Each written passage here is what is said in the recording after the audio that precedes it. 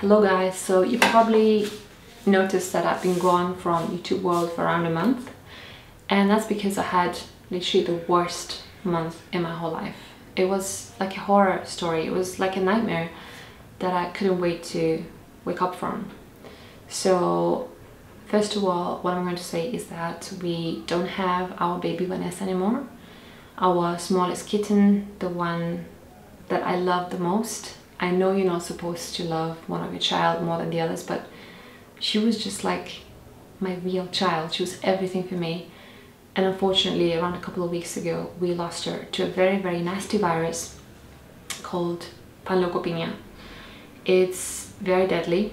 50 to 70% of cats die from it. Some survive, and if they do survive, they become immune for the rest of their life. But she didn't.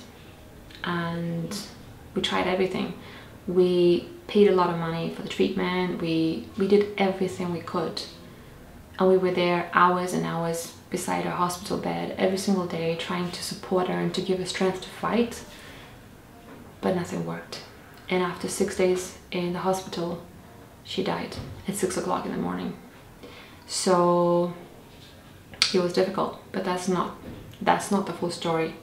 So what happened at first was that Jimmy, our only boy, he started getting really serious urine issues. So we brought him to the vets, and they did an echography, or what's called ultrasound, and they found that he had a really big stone in his bladder. So they said that he would need a surgery, but we wanted to try naturally to dissolve the stone naturally with food, with more acidic, food. But within around a week, he started feeling really bad. He became really lethargic, he stopped eating, and he was just really, really badly. At the same time as Vanessa stopped eating and started vomiting. So on the same day, we ended up having two of our kids, fur kids, in the hospital in intensive care at the same time. So first we brought Vanessa, and they took her into the hospital to do tests and so on. In the meanwhile, we went back home to get Jimmy. And as soon as we arrived, as soon as the vet came into the room, he had a fit. He lost his conscience. And it was like a nightmare. For that second, we thought that we lost him. They instantly brought him to the theater, and they started trying to revive him. They had to use the defibrillator and all kinds of equipment to bring him back to life, because he was basically going into a coma because he was so dehydrated. It was just awful, because we thought we were going to lose two of our cats at the same time. Can you imagine that? But luckily by the next day, Jimmy got so much better, and then on the fourth day we were able to bring him home. He had an acute kidney failure, which thank God was completely resolved. He's perfectly fine now. Tomorrow is going to have a surgery to get his stone out, but it's going to be fine. So that was such a blessing. But Vanessa, she wasn't the same. She was just getting worse and worse, and she couldn't eat, so they put a feeding tube in her esophagus, but she was just vomiting everything out anyway. It completely destroyed her digestive system, and then she just bled to death. It was the most heartbreaking thing ever. And the worst thing is that now when I try to remember her when she was healthy and playful, I can't. All I remember is her in the hospital, suffering, all swollen, it was just, I still see nightmares about it. It was just horrible. And the worst thing is that this virus is so highly contagious that any of our other cats could get it. So at the beginning we thought that Jimmy also had it, and as he already was going through a kidney failure, we thought he wasn't going to make it, but luckily he didn't get it because he was vaccinated for it when he was a baby. So Jimmy was fine, but then we had 2 weeks of incubation period when any of our other cats could get it. So imagine living in hell for 2 weeks, not knowing whether they were going to get it or not. Every sneeze, every burp, everything could mean the start of the virus. I couldn't sleep for 2 weeks, literally. For 2 weeks, I just kept watching them, and I'm not the kind of person who's overly stressed about things. I'm not overly anxious. I'm not overly scared of the germs or viruses, but I turned into a properly paranoid person, and I think it's understandable. Anybody would have become a person like this. It was just a nightmare. Like for example, one day I went into the room where the cats were quarantined, and I thought that Pilar, one of our cats, was sad, she didn't want to play. So I thought, oh god, she's catching something. So then I couldn't get her to play. So then I brought a feather duster, because I know that she loves playing with a feather duster.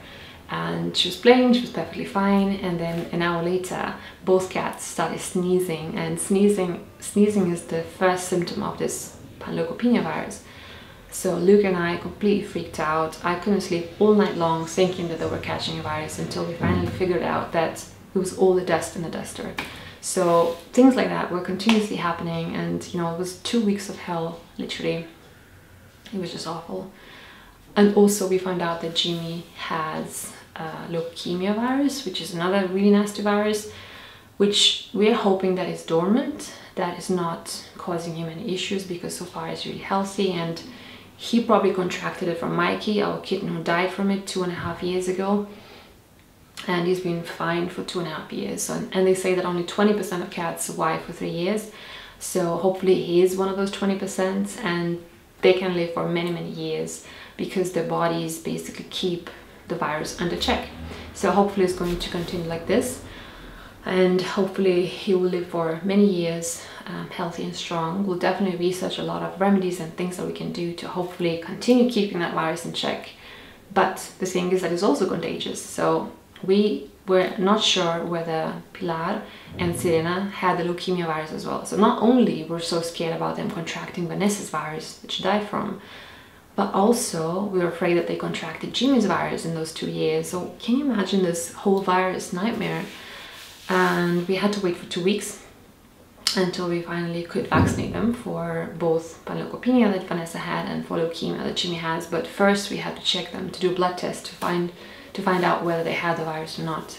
So this Friday we brought them to the vet, we did the test, and thank God both of them are negative. They don't have the virus, which is amazing. Honestly, after everything that happened, this piece of good news was like a godsend. It was exactly what we needed. So we vaccinate them, even though we were against vaccinations. We were never planning to do it. But this whole story definitely gave me a lesson that yes, over vaccinating is really not a good thing at all, and I'll never do it.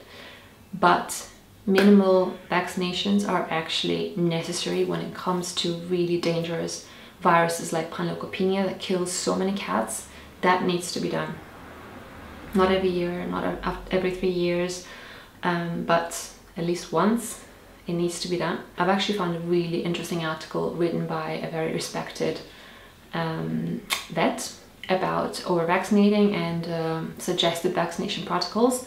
And I'll leave it down in the description box if you want to read about it, if you are interested in keeping your animals as healthy as possible. Honestly, I wish I'd read it before, because I would have surely vaccinated all my pets just once, and Vanessa would have never contracted this nasty virus. But unfortunately, I can't turn the time back, and I don't want to dwell on it and, you know, blame myself, because that's not the place I want to be at. So we definitely learned the lesson. We vaccinated both Serena and Pilar now, and they're going to live a happy life, a very long life and healthy life, and that makes me extremely happy. So as I said, tomorrow Jim is going to have his surgery, and hopefully everything's going to be all right, and hopefully he's going to be a very happy kitty as well. In a couple of weeks he can also rejoin his sisters, because right now they're all separated in different rooms in quarantine, which, as you can imagine, isn't fun for anybody. So yeah, this whole month has been one big nightmare, as you can imagine. Losing a pet, especially your favorite pet, it's like almost like a human child, is heartbreaking. But when you don't even have time or energy to mourn them properly because you're so worried about the others, it makes it all worse. I still haven't had a chance to mourn her properly, and I don't know if it's going to hit me in the future, or I don't know, but it's been hell. But luckily I'm back now.